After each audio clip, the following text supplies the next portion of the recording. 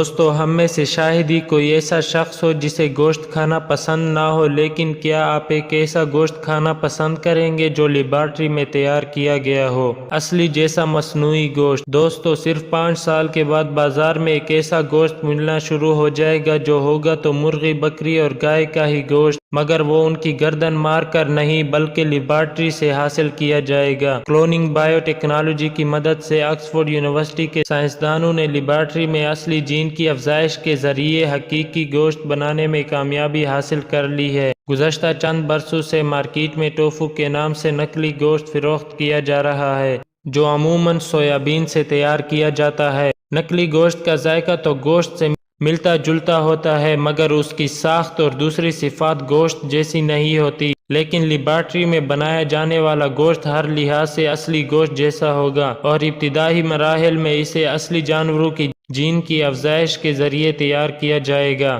مصنوعی گوشت کی تیاری پر امریکہ سمیت دنیا کے مختلف بائیو سائنسدان کئی برسوں سے کام کر رہے ہیں، اور اس پر امریکہ اور کئی یورپی ممالک کی حکومتوں نے ایک بڑی انعامی رقم کا اعلان بھی کر رکھا ہے۔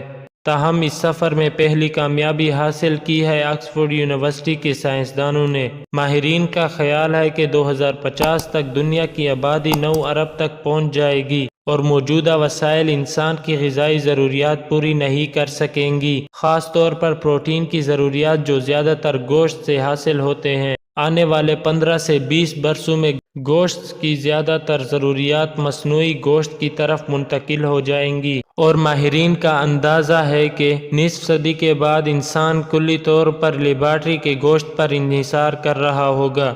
لیبارٹری میں تیار کیا جانے والا پہلا گوشت قیمے کی شکل کا ہے۔